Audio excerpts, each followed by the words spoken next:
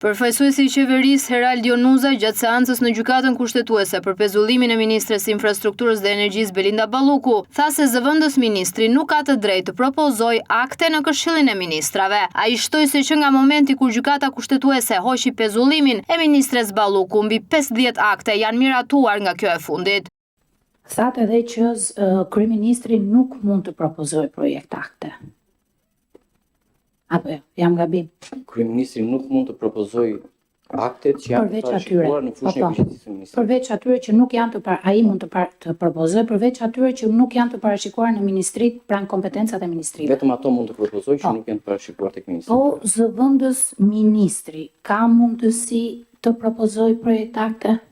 Ligji 9000 nuk parashikon që zëvendës ministri të propozojë akte në Këshillin e Ministrave. E ka të ndaluar. Dhe vetë kushtetuta dhe ligji 9000 që ka dalë në zbatim të kushtetutës parashikon që aktet propozohen vetëm nga ministri. Gjykata kushtetuese hoqi masën e pezullimit ose pezulloi pezullimin e funksionit. Sa projekt akte janë propozuar nga ministria përkatëse deri tani? Deri tani shifrën e saktë nuk e kam, por mund të kenë qenë mbi 50 projekt akte.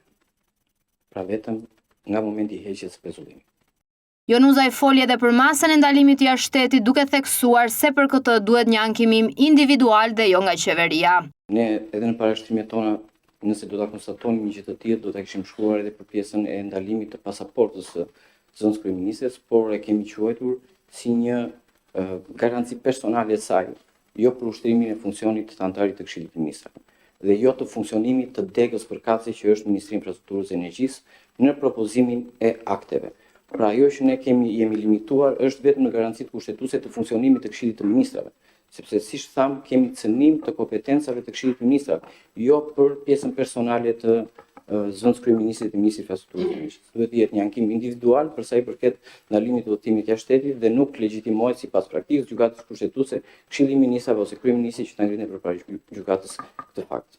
Duke u ndalur te imuniteti i ministrave, përfaqësuesi i qeverisë nënvizoi se në kushtetut imuniteti i deputetit dhe ai i ministrit janë të barabartë, ndërsa theksoi se një normë e ulët nuk mund të krijojë diferencë mes imunitetit të deputetit dhe të ministrit.